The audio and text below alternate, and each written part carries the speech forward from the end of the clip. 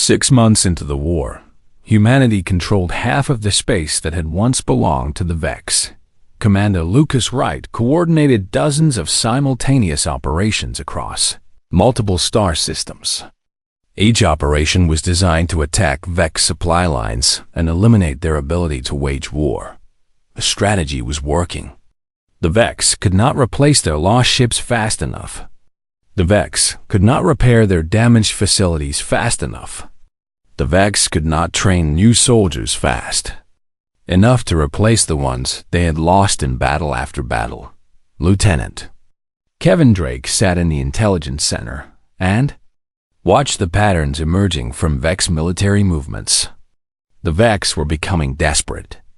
They were throwing their remaining forces into massive assaults, trying to break the human lines through sheer force. Every single one of these assaults failed. Kevin pulled up a report showing the latest intelligence from Vex Command. The report showed internal disagreement among Vex leadership. Some wanted to continue fighting. Some wanted to negotiate surrender. Some wanted to launch a final massive assault against human worlds, hoping to cause enough damage that humans would be forced to negotiate peace. Admiral Sareth was the one who wanted the final assault. She had taken command after Admiral Corvin's death. She believed that if the Vex could strike hard enough at human civilian centers, they could force humanity to negotiate. She did not understand that humans fought harder when their families were threatened. She did not understand human nature.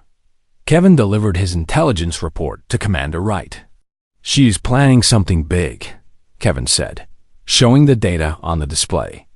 "All Vex military forces are being gathered in the Zeta sector. She is preparing for one massive strike against Earth orbit." Lucas studied the information. He could see exactly what Sareth was thinking. She wanted to prove that she was a strong leader. She wanted to force humans to feel the pain of war. She wanted to show that the Vex could still hurt humanity. What she did not understand was that her plan was being played out exactly as Lucas wanted it to play out. "Set the trap," Lucas ordered. "Get our forces in position. Let her think she is moving to attack an unprepared target. Then we close the net." Captain Angela Morrison was promoted to Admiral and given command of the Human Defensive Forces. She had proven herself in every battle. She understood strategy and tactics at a level that few humans possessed.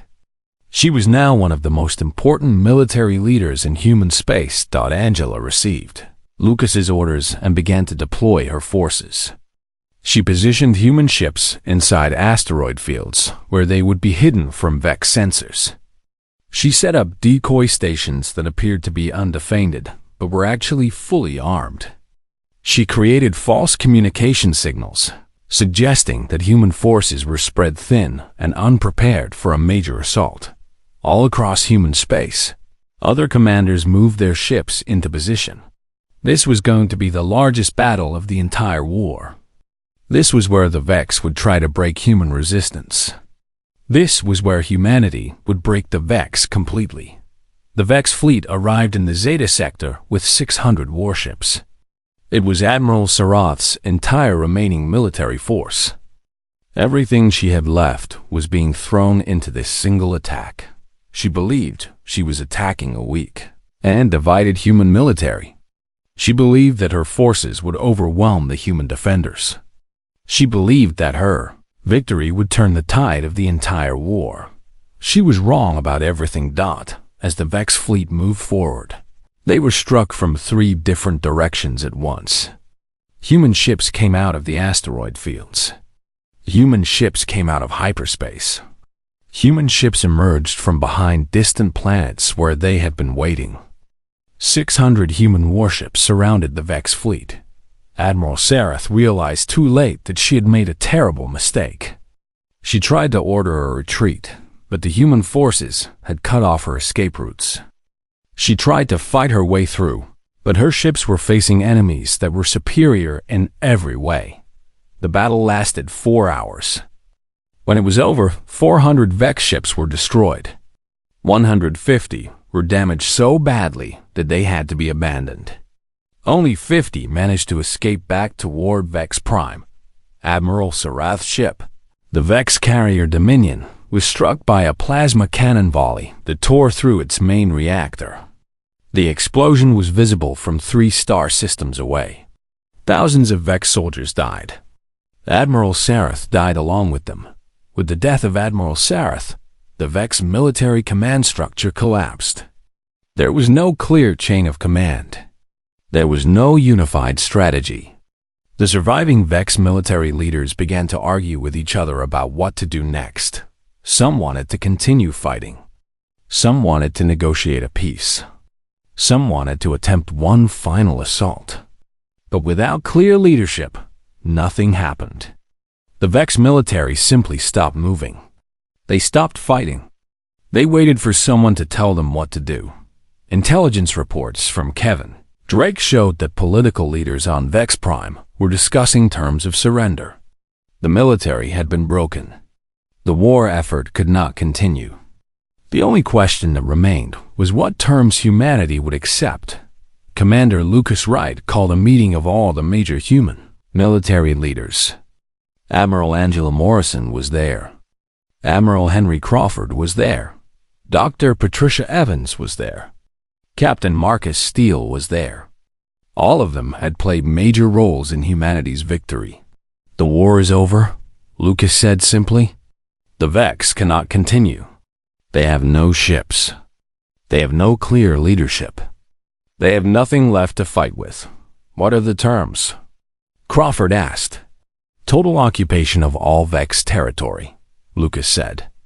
"Human military will control all Vex worlds. Human government will establish law and order across their space. The Vex will live under human rule. That is the price of their betrayal." The decision was made. Humanity would not just defeat the Vex. Humanity would become the dominant power in the galaxy.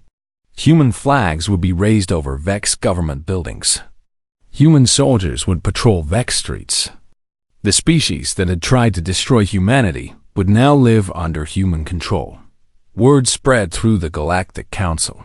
The Vex, the species that had been thought to be one of the most powerful in the galaxy, had been defeated and occupied.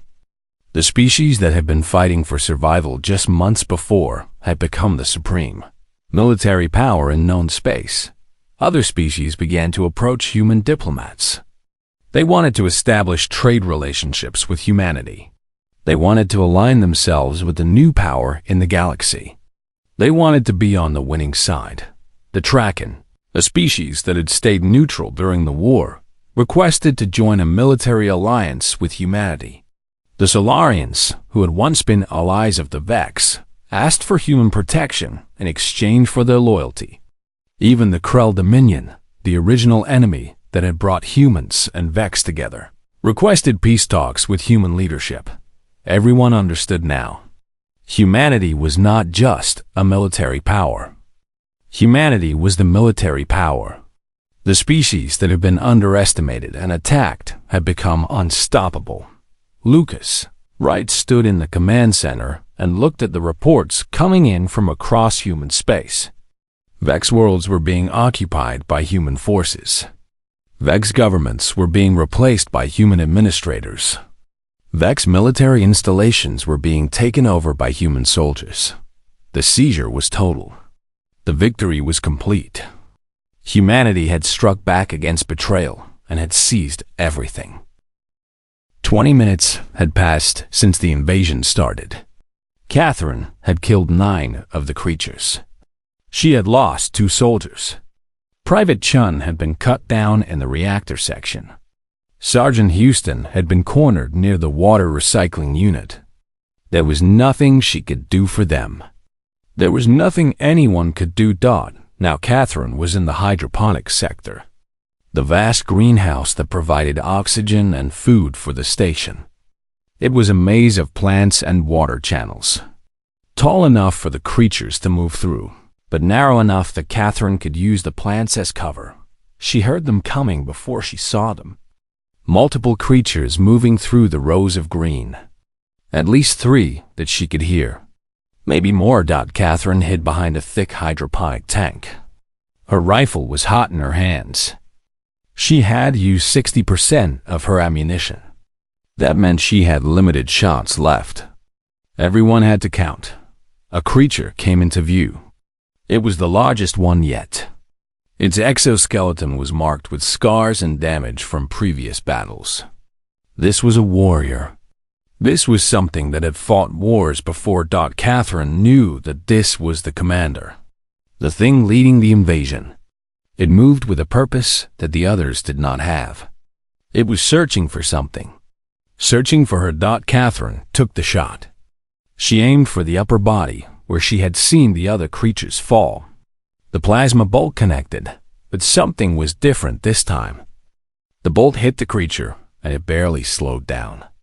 Its exoskeleton was thicker, harder, more armored. The creature turned toward Catherine. It had seen the shot. It knew where she was. Catherine ran. She ran between the rows of hydroponic plants, knocking them over behind her as she went. The creature followed. Its movements were smooth and powerful. A creature like that would never tire. A creature like that would hunt her down eventually. But Catherine had an idea. She reached the far end of the hydroponic sector, where the environmental controls were mounted on the wall. Large pipes carried hot water. Large pipes carried cold water. Large pipes carried nutrient solution. They could all be redirected. Catherine fired her plasma rifle at the main temperature control. The machinery sparked and caught fire. Hot water began spraying out of fractured pipes. Steam filled the air. The creature shrieked. It was the same terrible sound it had made before. Steam burned its exoskeleton. The creature fell back, confused and hurt. Catherine did not waste time. She had learned that the creatures relied on their eyes. Multiple eyes, but still eyes. She had learned that their sensory organs were on their upper body. She had learned that they could bleed. She fired again while the creature was blinded by steam. This shot went through the upper section where she could see openings in the exoskeleton. The creature fell. It did not get up. Catherine's 8th kill. Her 9th. The commander of the invasion force. She did not celebrate. She moved through the steam toward the secondary exit. There would be more creatures coming. There would always be more until either they won or she was dead. As she reached the exit, Catherine heard movement above her. She looked up and saw a creature trying to climb into the sector through the ventilation shaft. She fired upward. The bolt caught it in the head. It fell backward. Her 10th kill. Catherine did not stop to think about what she had done. She only thought about what came next.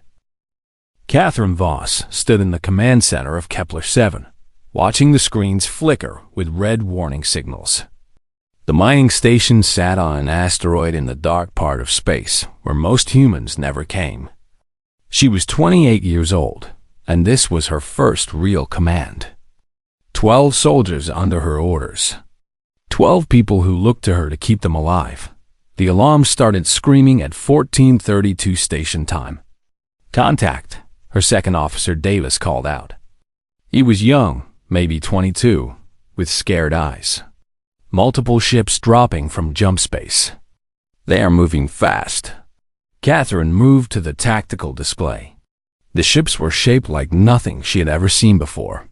Long and angular, with sections that seemed to fold in on themselves. They were not human. They were not any species that registered in the human database either. "Get me identification," Catherine ordered. Her voice was steady. That was important. The team needed to hear calm. "No match in our records, Captain. But they are broadcasting something. It is a warning. They say we have 90 seconds to surrender, or they will take what they want by force." Catherine felt her jaw tighten. Surrender was not in her blood. Her family had come from a long line of soldiers. Her grandfather had fought in the wars on Earth. Her mother had died defending a colony from raiders. Catherine had joined the military because it was the only life she knew. Sound the evacuation alarm. Get everyone to the lower sectors. Now, Catherine ordered. The station shook. The first impacts had started. The mining station was not built for combat. It was built for digging resources out of rock. The shields would hold for a few minutes, maybe longer. It was not enough time to get everyone off the station. Catherine strapped on her combat armor, black and gray, with reinforced plating at the vital points. She pulled on her helmet and grabbed her plasma rifle. The weapon was heavy and warm in her hands. "Captain, what are you doing?" Davis asked. "I am going to the main airlock. Those things are coming in whether we like it or not. If I can slow them down, it buys the others time to get to the evacuation pods," Catherine said. "That is suicide," Davis said. "Maybe, but at least it is a choice," Catherine replied. She was already moving. The corridors of Kepler 7 were narrow and metal. Her boots echoed against the walls as she ran. Behind her, she could hear the sound of people running too. Some were crying. Some were praying. She pushed it all away. She could only think about one thing now: the main airlock. The decompression alarm was blaring in the section near the airlock. Catherine reached the reinforced door and sealed it behind her. She was alone now in the observation room that overlooked the docking bay. She could see the ships outside moving into position. Their design was terrifying in its wrongness. Nothing about them looked natural. Then the cutting began. Bright light flashed across the hull. They were cutting through the airlock manually, burning through metal like it was tissue paper. Catherine checked her rifle. Full charge. 2 thermal grenades on her belt. It was not much, but it was what she had. She positioned herself behind the reinforced barrier near the airlock door. She had a clear sight line to where the intruders would come through. The cutting stopped. There was a moment of silence that felt like forever. Then the airlock door exploded inward. The first creature came through like a nightmare dot. It was 8 feet tall, maybe taller. Its body was covered in a hard exoskeleton that looked like chitin or bone. It had too many limbs, 2 thick legs, 4 arms that ended in sharp points like swords or spears. Its head was a wedge shape with multiple eyes that glowed red in the darkness. It was not a creature. It was a weapon. Catherine did not hesitate. She pulled the trigger. The plasma bolt hit the creature in the center of its body. It screamed. The sound was not loud, but it was terrible. It was a sound no human throat could make. The creature fell forward, and Catherine could see the burn mark where her shot had connected. It was dead. Not wounded, dead. 2 minutes into the invasion, Catherine Voss had her first kill, but there was no time to think about it. A second creature was already coming through the airlock, and then a third. They moved fast, faster than Catherine expected. They moved like things that had fought before, things that had killed before. Catherine fired again and again. Her shots were clean. She had trained for this, though she had never thought it would happen for real. She had never thought that they would come when she stood in a mining station and fought. Creatures from another world. One of the creatures got closer. It was fast. It moved like nothing she had ever seen. Its front limbs came up, and Catherine could see that the points were dripping with something dark. Poison maybe, or blood. Blood from something else. Catherine threw one of her grenades.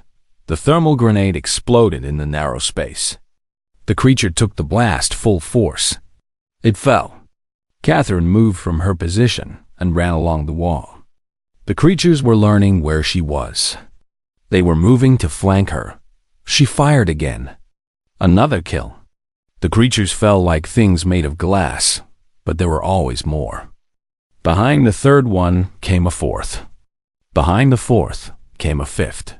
Catherine backed toward the secondary exit. She knew every corridor of this station, every vent, every hiding place. These things did not. That was her advantage. That was the only advantage humans had. She reached the secondary exit and seen the door behind her. The creatures hit it hard. The metal door bent under the force. It would not hold for long. Catherine ran. Her boots pounded on the metal grating. Behind her, the secondary door exploded inward. The creatures followed. They always followed. They moved through the corridors like water flowing downhill. Nothing stopped them, but Catherine was not trying to stop them anymore. She was buying time. That was all she could do. Buy time for Davis to get the others to the pods. Buy time for the station to send its distress signal. Buy time for someone, anyone, to come and help. She ran deeper into the station, and the creatures followed. The hunt had begun. The last creature fell at 15:32 station time. Exactly 1 hour after the invasion started. Catherine stood in the main corridor of Kepler 7, breathing hard inside her helmet. She was covered in the dark fluid that the creatures bled. Some of it was her blood, too. She had a wound on her shoulder where one of the creature's limbs had cut through her armor. She had a deep cut on her side. She was alive, but barely. Davis came running through the corridor with the remaining soldiers. 3 of them. 3 out of 12. 11 people had died or were missing in the last hour. 11 people who had families and homes and dreams. 11 people, because these creatures had come from the stars looking for easy prey. "Captain, you are hurt," Davis said. His young face was white with shock. "I'm alive," Catherine said. "Is everyone else secure?" "The evacuation pods are loaded." 17 people made it off the station. Another 8 are still in the lower sectors. "We think they barricaded themselves in the medical bay," Davis replied. Catherine nodded. 17 plus 8. That was 25. But they had started with more than 70 people on the station. That meant 45 were dead or unaccounted for. Catherine pushed the number away. There would be time to grieve later. Send a team to the medical bay. Get those 8 people out. I will begin a full system scan to make sure there are no more invaders in the station, Catherine ordered. Davis saluted and ran. Catherine made her way to the command center.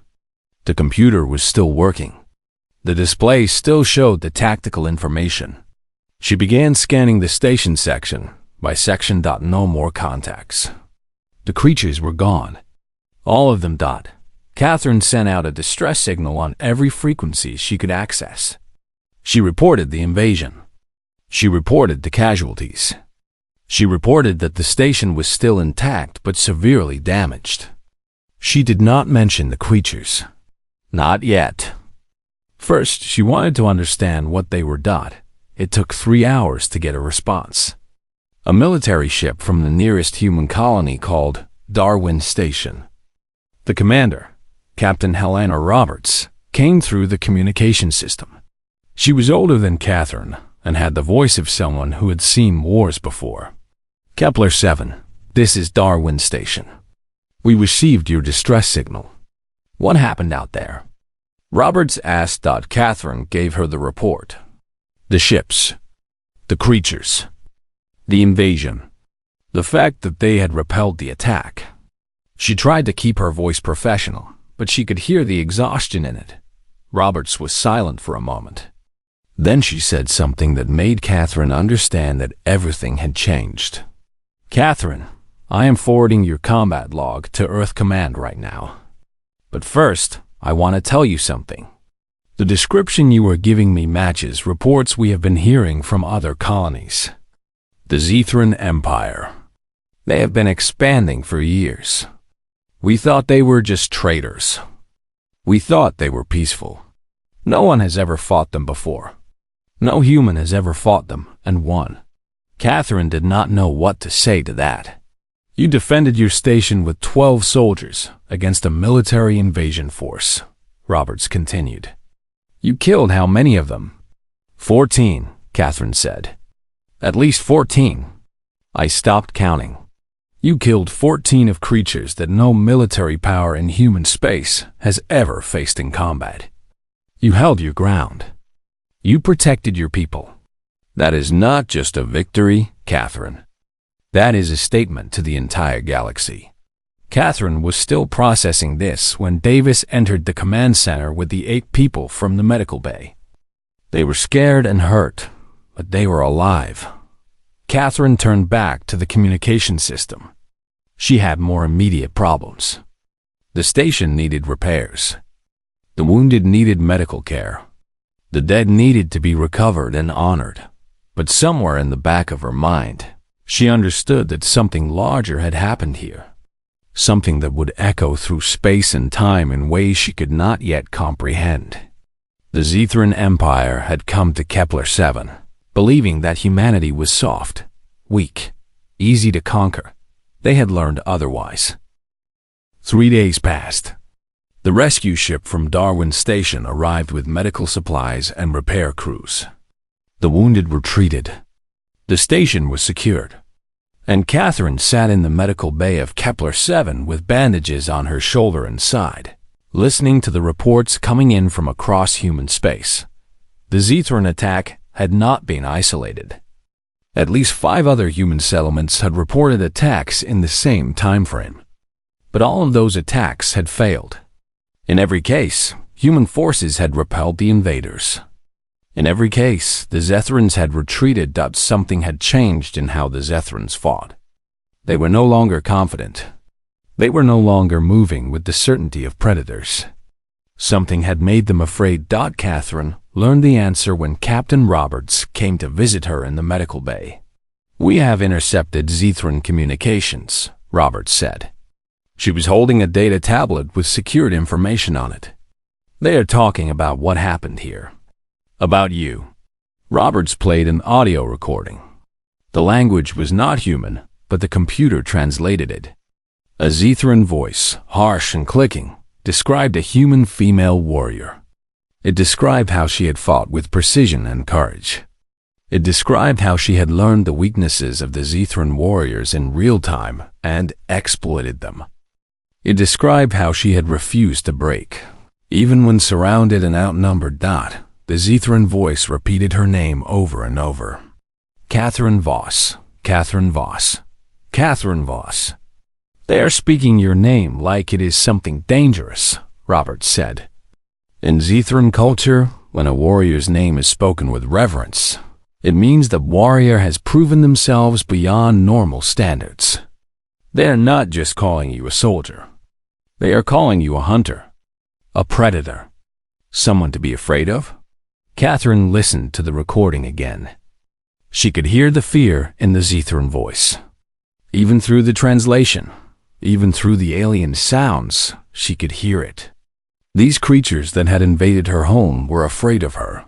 That night, Catherine stood at the observation window of the command center. She looked out at the asteroid that had been her home. She looked at the damage left by the invasion. The scorched metal. The shattered sections. The graves they were digging in the station grounds for the 45. People who had died. She received a data transmission from a neutral monitoring station in the outer region. It contained more Zethran communications. More soldiers discussing what had happened. More voices repeating her name. In every major Zethran military base across the sector, the story was being told. A human captain had held her ground against invasion. 14 Zethran warriors had fallen. The Zethran Empire had been forced to retreat. Catherine understood now that this was not just about Kepler-7 anymore. This was about something bigger, something that would ripple outward through space and time. She received notice of her promotion the next morning. Captain was now her permanent rank. She was offered a choice. Return to Earth for a formal ceremony and commendation, or accept a new posting commanding a larger defensive force. Catherine looked at the promotions offer for a long time. She thought about the 45 people who had died. She thought about the Zethran creatures lying dead in the corridors of her station. She thought about Davis and the other survivors She thought about what Captain Roberts had said. In Zethran culture, when a warrior's name was whispered with fear, it meant something. Catherine sent her response back. She would accept the new posting. She would command the larger defensive force. The Zethran Empire needed to learn that humanity was not soft. Humanity was not weak. Humanity was something to be afraid of. 6 weeks after the invasion of Kepler-7, the effects were spreading across human space like ripples in still water. Trade negotiations that had stalled for months suddenly moved forward. Human merchants found that they had more leverage than they had expected. Alien traders were offering better prices. They were treating human representatives with new respect.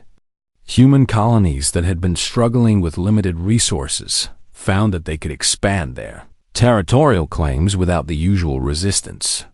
The galactic powers had realized something. They had realized that humanity was not a species to be taken advantage of. Catherine took command of Defense Station Alpha in the Outer Rim. It was a larger installation than Kepler-7. More soldiers, better weapons, more responsibility. But Catherine did not feel overwhelmed by it. She had already proven herself in the worst conditions imaginable. Her soldiers respected her immediately. They had heard the stories. They knew who she was. Some of them had fought in the skirmishes that had followed Kepler-7. All of them knew that their captain had killed 14 alien warriors and lived to tell about it. Catherine established new training protocols. She taught her soldiers what she had learned during that 1 hour of combat. She taught them how to recognize alien combat patterns. She taught them how to find weaknesses in armor. She taught them that courage and adaptation could overcome superior numbers. The Zethran Empire made one more attempt to expand into human space. They attacked a colony called New Hope with a much larger force. They wanted to prove that Kepler-7 had been an accident, that Catherine Voss had been a lucky anomaly. They were wrong. The colony held. Catherine's training had been absorbed throughout human military. The soldiers of New Hope fought like Catherine had fought. They held their ground. They learned their enemy's weaknesses. They refused to break. The Zethrans retreated again. Catherine stood in the observation deck of Defense Station Alpha, watching the stars. She was receiving a message from Earth Command. Official recognition of her heroism. A medal. A permanent place in the history of human military achievement. An invitation to serve on the Defense Council itself. But Catherine was not thinking about medals or history or councils. She was thinking about the 45 people who had died on Kepler-7. She was thinking about Chun and Houston and all the others who had not survived. She was thinking about the future. About what it meant that the galaxy was beginning to understand what humanity could do. About what it meant that her name was being whispered with fear in Zethran military bases across the sector. A soldier approached Catherine on the observation deck. Young, maybe 23, from Earth. Captain, there's a transmission coming in from deep space. It is in human language, but it is being broadcast from a Zethran ship. They want to speak with you directly, the soldier said. Catherine nodded. She went to the communication center and opened the channel. A voice came through, harsh, clicking, but speaking English now. The commander of the Zethran forces that had attacked New Hope. Captain Catherine Voss, I speak to you as warrior to warrior. You have proven that humanity is strong, stronger than we believed. The Zethran Empire respects strength. We are withdrawing from the human sectors. We will not return unless you give us reason to return. But know this. Your name will be remembered. In 10,000 years, in 10 million years, when our species have changed beyond recognition, your name will still be remembered. You are the reason the galaxy learned to fear the humans. You are the reason we know that soft humans are not soft at all. The transmission ended. Catherine stood in the communication center in silence. She had not sought this. She had only wanted to protect her people. She had only wanted her soldiers to come home alive. But sometimes what you want and what you become are two different things. Sometimes one person's refusal to surrender becomes the thing that changes everything. Catherine turned back to the observation window. She could see Earth's star from Defense Station Alpha, a distant light in the darkness. Her home, the world that had produced her, the world that the galaxy was beginning to understand, was different than it had thought. She thought about the young soldiers under her command. They were brave. They would be ready for whatever came next. They had been trained by someone who knew what it meant to stand alone against impossible odds. Catherine Voss had come to Kepler 7 as a young captain with little experience. She had left as something else entirely. She had left as the warrior whose name was whispered in fear across the galaxy. And somewhere in the depths of space, in Zethran military bases and alien trading posts and neutral monitoring stations, that name continued to be whispered. Catherine Voss. Catherine Voss. The human who would not break. The human who would not surrender. The human who had shown the galaxy that its understanding of humanity was dangerously wrong.